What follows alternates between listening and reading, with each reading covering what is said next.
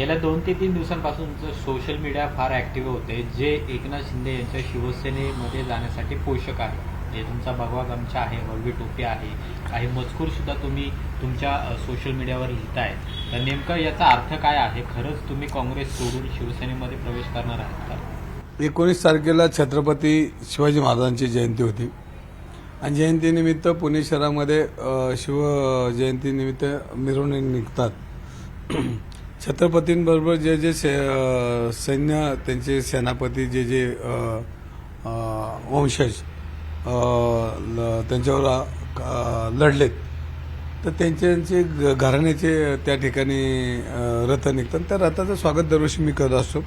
लाल महालात गेलो, जिजामातेंचं दर्शन घेतलं, छत्रपतींचं दर्शन घेतलं आणि तेव्हा लोकांनी भव्य शाल टाक, हे टाक, फेटे घाल आणि तो एक छत्रपतींचा वारसा आपल्याला लाभलेला आहे. त्यांचे विचाराचे आपण पायक आहोत आणि या सगळ्या गोष्टी करत असताना माझंही त्या ठिकाणी 10-25 हजार लोकांना चहा पाण्याचा कार्यक्रम, भोजनाचा कार्यक्रम हे असतो दरवर्षी. आणि तिथं लोकांनी फोटो काढले, रील काढले आणि त्यातला एक रील चांगला काढला होता आणि लय दिवसांनी तो रील मला स्वतःच आवडला म्हणून तो रील मी टाकला. असं काही रील ठरवून काढला होता किंवा नाही असंच रील होता आणि त्यात कार्यकर्त्याने गाणं टाकलं होतं, शहनशाह काय तरी टाकलं होतं. ते काय जास्त माझ्या डोक्यात नाही आलं, तो मी माझ्या टेस्टला ठेवला आणि ते काय झालं काय कळलं नाही. ती बातमीच झाली. पण बातमी झाली तर ती एवढी लांब गेली की ज्याचं नाव ते की मी शिंदे गटात गेलो असं लोकांचं प्रेतच मत झालं. पण माझे सगळे मित्र आहेत, एकनाथ शिंदेंना मी भेटलो, लपून भेटलो नाही, ओपन भेटलो आणि कॅमेऱ्यातून भेटलो. त्यात काय मला गैर नाही, त्यामध्ये कामं होती. काही कामं आजही मी भेटतो, दादांना भेटतो, सगळ्यांनाच भेटतो.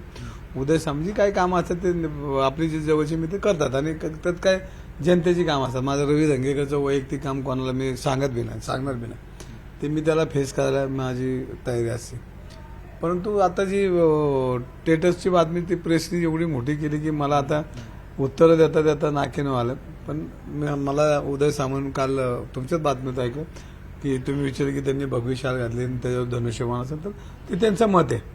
त्यांच्या मताला मत आहे आणि ते मला भेटतात, माझ्या मध्ये आधी भेटतात आणि त्यांनी काय मला त्याची काय पक्षापेक्षा वैयक्तिक वापर कधी झाली नाही. पण तुमच्या माध्यमातून ऐकलं की धनुष्यबाण दिसला तर अजून आम्हाला बरं वाटतं. तर मी आणि त्यानंतर कार्यकर्ते असतील बाकीचे मग फेसबुक माझे जुने फोटो, भगव्य शाली टोपी. काँग्रेसमध्ये असताना मी प्रभू रामचंद्राच्या मंदिराचे कार्यक्रम केला, हजारो लोकांना कीर्तन महोत्सव घेतला, सगळ्या गोष्टी घेतल्या आणि हजारो लोक धार्मिक त्या ठिकाणी येऊन ऑफर तुम्ही धुडकावताय का? नाही माझं पूर्ण तर सगळे आशीर्वाद घेण्याचं काम आपण कायम, कारण परमेश्वराला मारणारी माणसं आहेत आपण कुठल्या पक्षात असण्यापेक्षा मानवतावाद आपल्याकडे आणि सर्व जाती धर्माची लोक आपल्या धर्मात असं कोणाचा द्वेष करणं हे हिंदू धर्मात कुठं दिलं नाही आणि करायची गरज बी नाही. कारण शेवटी आपला धर्म हा लोकांवर प्रेम करणारा धर्म आहे, तो आपण पुढं टिकवायचं काम आहे. छत्रपतींनी बी कुठल्याही धर्माचा द्वेष केला नाही, सर्व जाती धर्माचे लोक त्यांच्यावर काम केले. त्यामुळे त्यांनी कधी अशा पद्धतीनं त्यांचं स्वराज्य स्थापनेकरता सर्व जाती धर्माचे लोक एकत्र घेऊनच केलं की त्यांनी हा ब्राह्मण आहे, हा मराठा, हा माळे, हा मुस्लिम असं केलंच नाही. आपण त्यांचे सगळे बघितले सवंगडी तर सगळ्या जाती धर्माची लोक होते आणि एका विचाराची लोक होती आणि त्यांचेच विचार आपण पुढे नेतोय.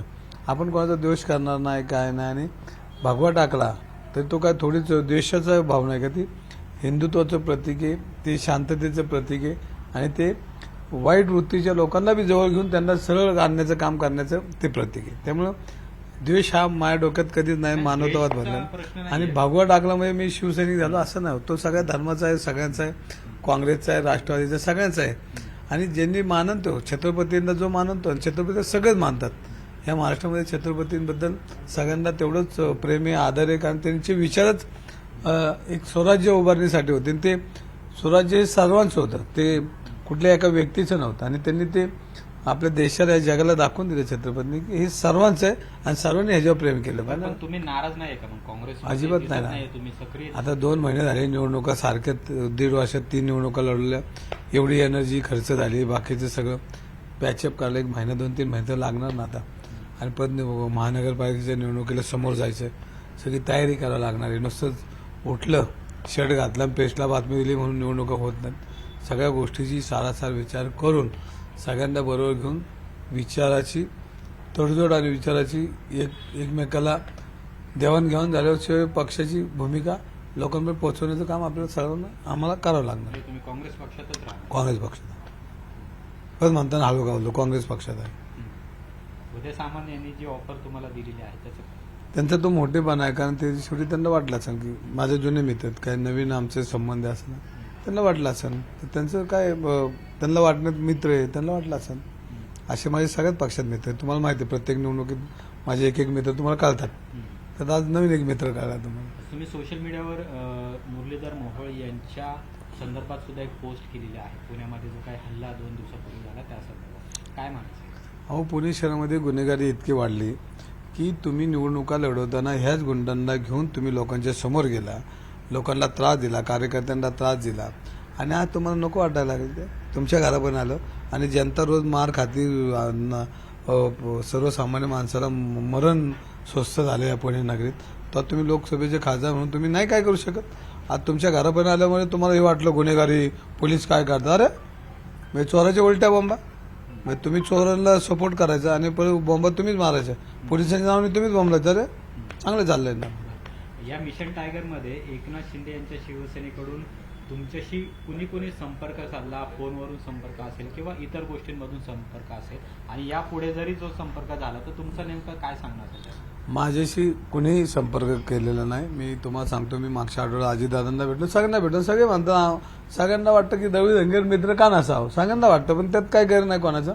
आणि मी माझ्या कामासाठी भेटावं लागणार, भेटत राहणार, कारण शेवटी कामं तर करावंच लागणार ना. आणि आपल्या पुणे शहरामध्ये मग कर्मचाऱ्यांचे विषय असतील, बाकीचे नागरिकांचे असतील, त्या खात्याचे विषय, रस्तारुंदीचे विषय असतील पुणे शहरात, तेव्हा भेटावं लागतं. तर ते माझी सवय नाही की प्रेसनी जायचं, मी भेटायला चाललो मग प्रेसनी यायचं, मग मी बातमी देणार, मग मी असं मी नाही, मी आपलं सरळ आपलं रोखोक आपलं जायचं, भेटायचं, काम करायचं, निघून यायचं. तुमचं सोशल मीडियावरती आज तुम्ही एक पोस्ट केली आहे, त्याच्यात तुमच्या काँग्रेस पक्षाचा झेंडा किंवा चिन्ह, नाव हे पण नाही.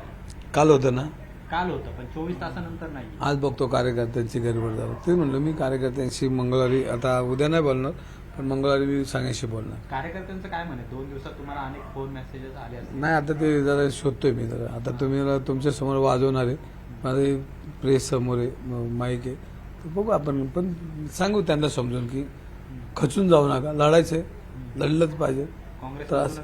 त्रास होतो शेवटी, पद नसेल किंवा काय नसेल, कार्यकर्त्यांना बी स्वतःला त्यांच्या भविष्याचा राजकीयाचा विषय असतो जो तो आपल्याला लढावं लागतं, आणि त्यामुळे त्यांचाही मनाचा विचार करून आता बघू आता काय करता येईल.